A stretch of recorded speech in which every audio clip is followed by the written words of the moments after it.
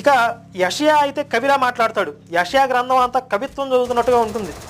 మోషేతో మాట్లాడించిన యెహోవా, యెషయాతో మాట్లాడించిన యెహోవా ఒకటేనా అని అనుమానం రాకమానదు. అయితే యెషయా, యిర్మీయా, యెహెజ్కేలు ఈ ప్రవక్తలెవరూ ధర్మశాస్త్రం రద్దు చేయబడిందని చెప్పలేదు. దానిని పాటించకపోతేనే ఘోర పాపం అని చెప్పారు. వీరు కూడా కఠినంగా మాట్లాడిన సందర్భాలు కొన్ని ఉన్నాయి. యెషయా గ్రంథం కవిత్వం చదువుతున్నట్టుగా ఉన్నా కానీ ఈయనేం తక్కువ కాదు. చూడండి, ఒక వాక్యం చూడండి. యెషయా 13, 16, 17. వారు చూచుచుండగా వారి పసిపిల్లలు నలగొట్టబడుదురు, వారి ఇండ్లు దోచుకొనబడును. ఎక్కడికి వెళ్ళినా ఇదేనండి బ్లాక్మెయిల్. ముందు ఎక్కడ వీళ్ళ సెంటిమెంట్ ఎక్కడ, పసిపిల్లల్ని పట్టుకుంటారు ముందు. మీ పసిపిల్లలను రాళ్ళకేసి కొడతాం, మీ గర్భిణీ స్త్రీల కడుపులు చీల్చేస్తాం. అంటే పసిపిల్లల్ని పట్టుకుంటే త్వరగా లొంగిపోతారు, త్వరగా వాళ్ళకు చేతిలోకి వస్తారనే సెంటిమెంట్ని పట్టుకుంటున్నారనమాట. వారి పసిపిల్లలు నలగొట్టబడుదురు, వారి ఇండ్లు దోచుకొనబడును, వారి భార్యలు చెరపబడుదురు, వారి మీద పొడుటకు నేను